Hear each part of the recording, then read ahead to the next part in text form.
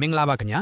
3မိနစ်မြန်မာ YouTube နဲ့ Facebook စာမျက်နှာကနေ2026ခုနှစ်မတ်လ16ရက်နေ့ရဲ့နောက်ဆုံးရစစ်ရေးသတင်းသုံးသပ်ချက်တွေကိုတင်ဆက်ပေးမှာဖြစ်ပါတယ်။တိုင်းနယ်ပြည်နယ်အလိုက်ပြင်းထန်နေတဲ့စစ်ရေးအခြေအနေတွေနဲ့အတူစစ်ကောင်စီရဲ့ဗျူဟာမြောက်ထောက်ပို့လမ်းကြောင်းတွေဘလို့ပြိုလဲနေတယ်လဲဆိုတာအခုပဲတင်ဆက်ပေးပါရစေခင်ဗျာ။တောင်ငူမြေမှာတော့လက်နက်ကြီးတန်တွေမြိုင်ဆိုင်နေဆဲဖြစ်ပါတယ်။စနခ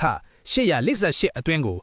မကြီးတွေအမြောက်အများကြားရောက်ပောက်ကွဲနေတာကြောင့်စစ်ကောင်စီရဲ့လက်နက်ခဲယမ်းထောက်ပို့လမ်းကြောင်းအကြီးကျယ်ထိခိုက်နေပါတယ်။ဒီလိုစနခတက်ခွဲပဲဟာတိုင်းစစ်ဌာနချုပ်တို့ရဲ့အသက်သွေးကြောဖက်တဲ့လက်နက်ခဲယမ်းနဲ့ရင်းအပေါ်ပစ္စည်းတွေကိုတိုးလောင်ရတဲ့ဗျူဟာမြောက်စတိုးချက်တွေဖြစ်ပါတယ်။ဘကူတိုင်းအနောက်ချမ်းလက်ပံတန်းမြို့နယ်မှာတော့တော်လန်ရဲတပ်ဘက်ကစစ်ကြောင်းမှုတူဖမ်းဆီးခံရတဲ့ဖြစ်စဉ်ရှိခဲ့ပါတယ်။၎င်းကိုတပ်မ66ကိုပို့ဆောင်มาဖြစ်တာကြောင့်အချက်အလက်တွေရယူပြီးရင်လေကြောင်းတိုက်ခိုက်မှုတွေရှိလာနိုင်လို့ပြည်သူတွေအထူးသတိပြုကြဖို့တိုက်တွန်းလိုပါတယ်။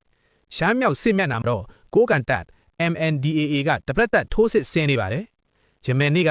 နမ်ဖတ်ကနဲ့နမ်ခန်းကြားရှိ12မိုင်စစ်စေးကြီးဂိတ်ကိုတိုက်ခိုက်ခဲ့တယ်လို့မူးဆဲဘက်ကနေနမ်ခန်းကိုတိုက်စစ်ဖွဲ့လာမဲ့အလားအလာရှိနေပါတယ်။ဂျူးကောပန်ဆိုင်ဘက်မှာလည်းကိုကန်တပ်ဖွဲ့ဝင်ယာနဲ့ချီစုဖမ်းနေတာကြောင့်တအန်းတပ် TNLA နယ်မြေဒီမှာအနီရောင်အချက်တက်လန့်ထားရပါတယ်။စစ်ကောင်စီဟာတိုင်းရင်းသားအင်အားစုတွေကြားစိတ်ဝမ်းကွဲအောင်တရုတ်နိုင်ငံရဲ့အကူအညီနဲ့လှည့်စားနေတာကိုသတိထားရမှာဖြစ်ပါတယ်။မိုးကုတ်စစ်မျက်နှာမှာတော့တိုက်ပွဲတွေအလွန်ပြင်းထန်နေပါတယ်။စစ်ကောင်စီဟာစစ်ကြောင်း9ကြောင်းအော်ပြီးတောင်မင်းတောင်နဲ့မိုးကုတ်မြို့နယ်အတွင်းကိုအလုံးအရင်နဲ့တိုးဝင်ဖို့ကြိုးဆဆကြိုးပမ်းနေပါတယ်။ဘော်မာရွာဘက်ကတော့တော်လန်ရေးတပ်တွေကစောင့်ကြိုတိုက်ခိုက်နေတာကြောင့်စစ်ကောင်စီဘက်ကအသိငွေ့ဘုံတီတွေကိုပါတုံးဆွဲနေတယ်လို့သိရပါတယ်။တော်လန်ရေးတပ်တွေဘက်ကနေမီအချို့ကိုစွတ်ခွာပေးနေရတာဟာအရေးအချင်းရှိတဲ့တပ်သားတွေအလားအသဆုံးရှုံးမှုမရှိစေဖို့နီးဖြူဟာအရလှုပ်ဆောင်ခြင်းသာဖြစ်ပါတယ်။ကန်ယိုတဲ့ဒေတာမှာတော့အောင်ပွဲတွေဆက်တိုက်ရရှိနေပါတယ်ခင်ဗျာ။မြိတ်လေးတပ်စခန်းကိုဒရုန်းနဲ့တိုက်ခိုက်ရမှာစစ်လေယာဉ်2စင်းထိမှန်ခဲ့တယ်လို့မြိတ်ဒဝဲပြည်တောင်စုလမ်းမကြီးပေါ်က